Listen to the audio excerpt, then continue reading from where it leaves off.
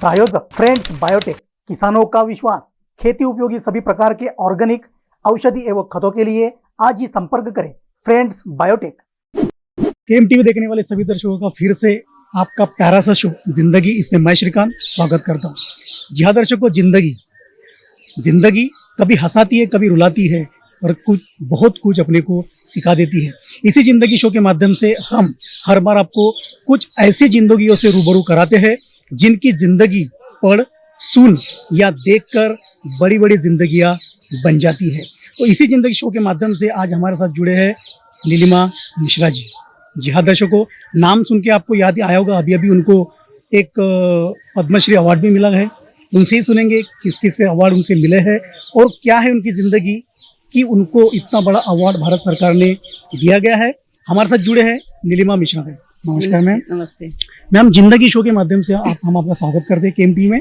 हमारे दर्शक, सबसे पहले हम ये जानना चाहेंगे कि अभी आपकी उम्र क्या है? 50 साल। 50 साल की उम्र में भी आप देख सकती है कि इनकी जिंदगी कितनी खिलखिला रही है।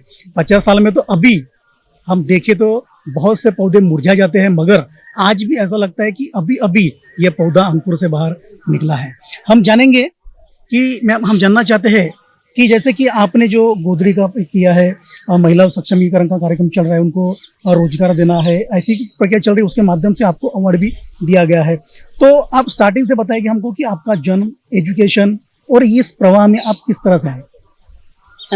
मैं बेसिकली जलगांव डिस्ट्रिक्ट के पारोला तहसील में बहादुरपुर नाम का मेरा गांव है। वहीं पर मेरा जन्म हुआ और मैं गांव था तो गांव के आसपास किसान लोग है, मजदूर है, तो ऐसे कष्टकरी लोग साथ थे। तो मैंने बहुत बचपन में सुना था, मेरी माँ के साथ एक बहन, मजदूर बहन थी, वो बात कर रही थी। तो हम लोग बहुत छोटे थे तब, तो वो बोल रही थी कि हम लोग भूखे पेट खाना, मतलब भूखे पेट मुझे नींद नहीं आती है, इसलिए मैं पेट में टॉवेल बांध कर सोती हूँ। तो ये चीज़ें हैं मेरी बचपन की शैली। वो दूसरों के घर में बर्तन धोती थी, तो वो ऐसी तकलीफ। मेरे पिताजी टीचर थे, तो हमको दोनों समय का खाना ढंग से मिलता था, हम लोग स्कूल में जा सकते थे। लेकिन मेरी सहेली जिसको कुछ करना था वो नहीं कर पाती, उसकी शादी होनी है, तो इस तरह से बहुत सारी चीज़ें होती गई। तो इसलिए हमने ये डिसीजन लिया कि भाई मुझे गांव में रहना है और गांव में रह के मैं कुछ करूँगी। हाँ, तो ये ऐसे अमीरी गरीबी का भेद देखती थी, मजबूर लोग देखती थी। तो मैंने अपने फ्रेंड से कहा था कि मैं ना गांव में रह के इन सब लोगों के दुख दूर करना चाहूँगी। तो वो बोलती हैं कि अरे ऐसे कैसे तुम करोगी, तुम्हारी तो शादी हो जाएगी। तो मैंने कहा ऐसा है, तो मैंने कहा अच्छा मैं शादी नहीं करूँगी। तो उम्र के 13 साल में निश्चय किया था कि शादी नहीं करनी है। तो मैंने शादी न करते मैं अपने गाँव में रह के काम कर रही हूँ। आपका एजुकेशन कैसा क्या हुआ? मैंने एमए क्लिनिकल साइकोलॉजी किया पूना यूनिवर्सिटी में रह के। अच्छा। उसके बाद में डॉक्टर कलबाग जो साइंटिस्ट थे, मतलब डेवलपमेंट हुए एजुकेशन सिस्टम पर वो काम करते थे, उनके साथ मैंने काम किया। विज्ञान आश्रम नाम की उनकी ऑर्गेनाइजेशन थी पाबल में। तो वहाँ 8 साल मैंने एक्सपीरियंस लिया, भारत का दौरा किया। फिर क्या क्या नहीं करना है, क्या नहीं करना चाहिए वो तय किया और अपने गांव में आके ऑर्गेनाइजेशन शुरू किया 2000। जैसे कि एक महिला के बारे में अगर सोचा जाए, हम खुद ही दूसरों की बात हम खुद ले, अगर मेरे घर में भी लड़की है तो मैं यही सोचता हूँ कि 10वीं 12वीं अच्छे से पास हो जाए, उसकी शादी कर लेते हैं। ये अपनी मेंटेलिटी बनी है, मगर इन्होंने 13 साल की उम्र में ये ठाना, जो परिस्थितियाँ इनके सामने से गई उसको देखते हुए इन्होंने ये ठान लिया कि हम शादी न करते हुए अपने ही गाँव में ये कुछ ऐसा करेंगे जिसकी वजह से इनका नाम और समाज का कार्य अच्छा हो सकता है। और 13 साल की उम्र में इन्होंने ठाना है। आज की 13 साल के बच्चों को अगर देखे तो वो कहीं ना कहीं बेड पे आज भी दिन तक सोते रहते हैं, कहीं पान टपरी पे दिखाई पड़ते हैं। और लड़कियां आजकल 13 साल की लड़कियां मोबाइल यूज करती दिखती है, ऐसे कुछ अनैतिक प्रकारों में दिखती है। लेकिन 13 साल की उम्र में इन्होंने ठानी, ये बहुत बड़ी बात है कि एक स्त्री के लिए। तो हम ये जानना चाहेंगे कि ये जो प्रवाह चला है आपने, जैसे कि आपको गोदड़ी बनाना, ये महिलाओं के बारे में रोजगार देना, ये कहाँ से शुरुआत हुआ और ऐसे जो कार्य किए आपने तो उनका दखल लेते हुए आपको अभी तक आपको अवार्ड भी मिला है? हाँ, मतलब ऐसा हुआ कि ये मतलब 2011 में मैक्से से अवार्ड मिला है, जिसे एशिया का नोबल बोला जाता है। तो वो एज ए इमर्जेंट लीडरशिप करके मिला है कि एक उभरता नेतृत्व उनको दिखाई दिया। तो 2011 में उन्होंने दिया था। तो उस कैटेगरी का अलग अलग कैटेगरीज होती हैं मैक्सेसे के, तो उन्होंने इमर्जेंट लीडरशिप करके दिया था। तो और जो मतलब ये जो अर्थव्यवस्था पर काम हमने शुरू किया, हम लोगों ने पहले ये सोचा था कि भाई देखो समाज हम लोग ना जब समाज सेवा करने जाते हैं तो हमें ऐसा लगता है कि हम समाज को सिखाएंगे, लेकिन समाज ने हमें बनाया है, हम समाज को सिखा नहीं सकते हैं। तो समाज को क्या चाहिए, क्या जरूरत है वो देख, समाज क्या कहता है वो सुनकर उसके लिए काम करना है। तो हम लोगों ने देखा कि बहुत सारे लोग अपनी अपनी समस्या लेके आ रहे थे। कोई कह रहा था कि मेरी बेटी की शादी के लिए मुझे पैसा चाहिए, कोई कह रहा था मेरे बच्चों की पढ़ाई के लिए, कोई कहता था कि हमारे यहाँ बीमारी है, कोई कहता था कि बहुत सारे रीजंस थे। तो और कोई कहता रोजगार चाहिए। तो हम लोगों ने काम शुरू करने से पहले 27 साल का प्लानिंग किया, 9-9 साल की 3 फेजेस किए और उसमें ये तय किया कि अर्थव्यवस्था के लिए हमने काम करना है। तो इसमें फाइनेंस था और रोजगार, ये 2 चीज़ों को हमने फोकस किया। तो इसमें जो किसानों के लिए भी काम होते गए, किसानों की साहूकारों के पास जमीन गिरवी थी वो छुड़ाना है, फिर किसानों पहाड़ियों में लोगों के यहाँ बिजली नहीं तो वहाँ बिजली देना सोलर के द्वारा। उसके बाद गांव में किसानों के लिए बोरवेल, कुआं खोदना, पाइपलाइन करना, इसके लिए फाइनेंस करना है। फिर बाद में ये हुआ कि हम लोग क्राइटेरिया रखने लगे कि लोग जिम्मेदार कैसे बनेंगे। तो फिर हमने किसानों को कहा कि देखो, आपको अगर लोन चाहिए, पहला लोन चाहिए तो आपके यहाँ शौचालय होना जरूरी है। हम लोग आपको मोटिवेट नहीं करेंगे, आपको बनाना है तो देखो शौचालय नहीं है तो आपको कर्जा नहीं मिलेगा। तो शौचालय बनाना उनकी जरूरत बन पड़ी। फिर कहा कि देखो औरतों की तबीयत अच्छी नहीं रहती, तो हमने कहा कि हम आपके घर की औरतों का हीमोग्लोबिन चेक करेंगे, वो 12 ग्राम प्रतिशत लेगी, 14 ग्राम प्रतिशत है तो आपको दूसरा लोन मिलेगा। तो हीमोग्लोबिन क्या है ये जाना उनकी जरूरत होने लगी और उस तरह से खाना वो अपनी बीवी को खाने के लिए बताने लगे। फिर कहा कि पानी का, हमारा पानी का मतलब 1000 फीट में भी पानी नहीं मिलता है। तो हमने कहा अगर आपने रूफ वाटर हार्वेस्टिंग किया है तो हम लोग आपको लोन देंगे। तो 375 लोगों ने तो एक ही साल में कर लिए रूफ वाटर हार्वेस्टिंग, तो पानी का स्तर बढ़ने लगा।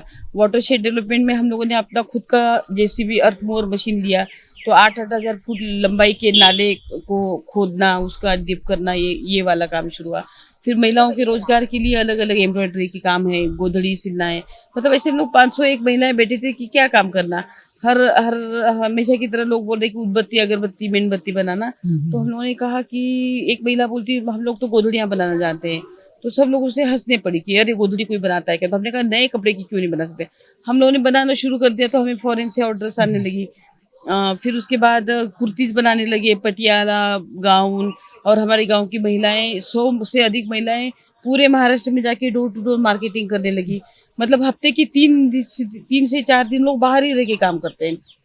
फिर अभी सैनिटरी नैपकिन, अभी हमें अमेरिका के एक ऑर्गेनाइजेशन ने बहुत बड़ा काम दिया है, महीने के 5 लाख सैनिटरी नैपकिन बनाना है, दक्षिण अफ्रीका को भेजना है। और हमारी गांव की महिलाएं अब दक्षिण अफ्रीका में जाके वो यूनिट शुरू करेंगी। मास्क की ऑर्डर है। फिर हम लोग फूड प्रोडक्ट में है, मिर्ची पाउडर, धनिया पाउडर, हल्दी, मसाले, ये सब तरह की चीजें हम लोग बनाते हैं। तो महिलाओं को बेसिकली रोजगार बनाने के लिए हम लोगों ने उस मॉडल पर काम किया। लेकिन हमारा ये कोशिश ये है कि भारत की हर नारी को उस अर्थव्यवस्था के साथ कैसे जोड़ी जाए। तो उसके लिए अभी एक मिर्च मसाला वाला कॉन्सेप्ट निकला है और हम लोग अभी उस पर काम कर रहे हैं। जैसे कि अपन बैंकों की बात करें, सेविंग की बात करें, तो और इतिहास भी अगर पलट कर देखें तो हर बड़े इतिहास जो भी घड़े हैं उसमें नारी का बहुत बड़ा हिस्सा रहा है।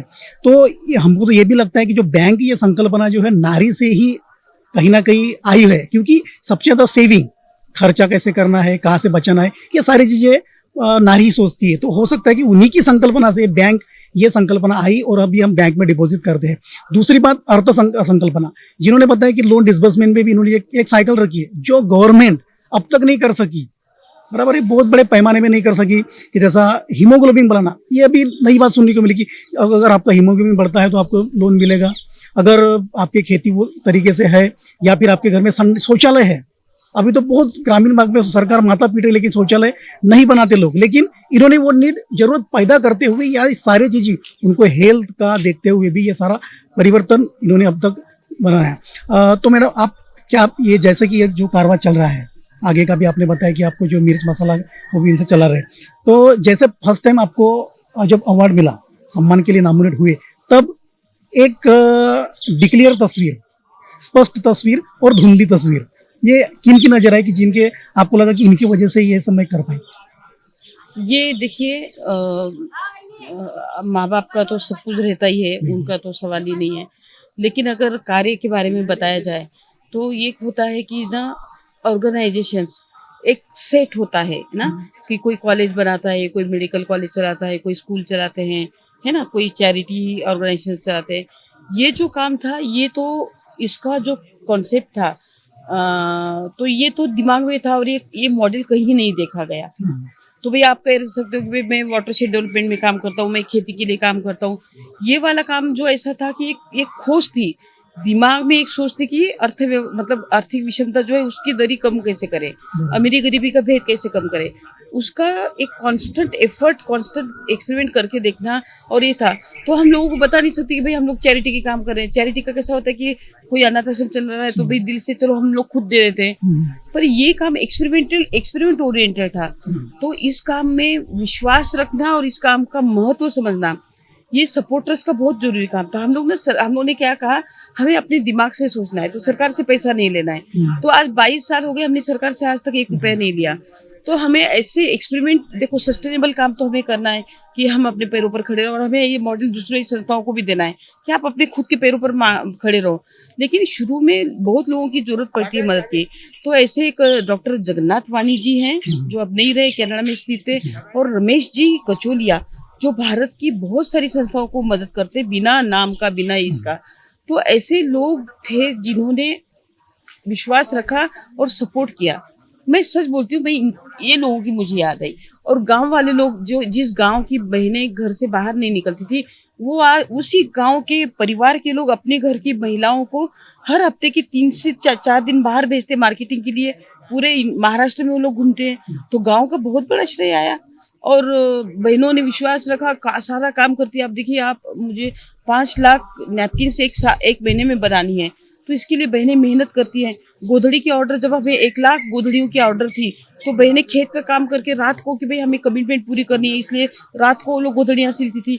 तो इसमें सबका योगदान है, सभी का, माता पिता के साथ सभी का योगदान है, और ईश्वर की कृपा है जी। जैसे कि नारी शक्ति के बारे में अपन बोलते हैं, और समानता के बारे में जब बात करते हैं कि स्त्री पुरुष समानता, तो कहीं ना कहीं वो देखी नहीं जाती है। मगर आज इनकी जीवनी आप सुन के भी सही में प्रेरित हुए होंगे कि अब तक एक पुरुष ने भी बहुत बड़े काम करते, पुरुषों के पीछे भी नारियों का ही हाथ होता है, लेकिन एक सक्षम नारी ने सभी नारियों को सक्षम बनाने का बीड़ा उठाते हुए आज 50 साल की उम्र है, फिर भी वही 18 साल की उम्र होने की जैसे फोर्स से ये लोग काम कर रहे हैं। एंड में मैम, जो आज की महिलाएं हैं, जैसे कि अभी लड़कियां हैं जो अभी एजुकेशन में या फिर अपना किसी एम्प्लॉयमेंट में या फिर बहुत से ऐसे प्रकरण हो रहे उनके साथ में, तो आप क्या संदेश देना चाहोगे कि आज की जो लड़कियां हैं उन्होंने किस व्यू में वर्क करना चाहिए? नहीं, ये सलाह शायद देने में मैं असमर्थ हूँ या मैं गलत इंसान हूँ, पर मुझे एक जरूर है कि हम लोग जैसे बड़े हैं ना, हमारा मतलब हमारे पिताजी टीचर थे, तो भी हमारे यहाँ 17 गाय थी, उसका गोबर उठाना है, घर के सारे काम करने हैं, ये करने हैं। तो उस उम्र में जब इंसान, बचपन में इंसान घर के सारे काम जिम्मेदारी करता है ना, हम लोग सभी काम को लोग लगाते हैं, है ना।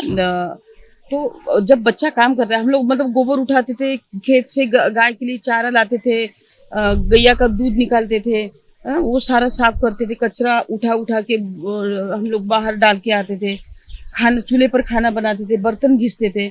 तो ये जब काम बच्चे करते हैं ना, तो सोचते हैं दिमाग में। उनको, बच्चों को बचपन से काम की आदत लगी, तो उनका दिमाग कुछ दिशा में, मुझे तो बहुत अच्छा लगता था। बहुत सारे बर्तन हैं तो मैं घिसती थी, तो मुझे ज्यादा सोचने को मिलता था। और क्योंकि मैं नहीं कह सकती हूँ, लेकिन ये जरूर है, सपने सबके होते हैं, उनके साथ संवाद होना बहुत जरूरी है। और अब मैं बताऊँ, माता पिता भी बच्चों को कम समय दे पाते हैं, तो बहुत मुझे लगता है कि उनके उम्र के बच्चों को सही मौका मिले, क्योंकि चैलेंज बहुत है और मोबाइल उनके पास है, सभी चीजें उनको दिखाई दे रही। जो चीज हम लोग 40 उम्र में हमें पता नहीं थी, वो जब 5-6 साल के बच्चों को पता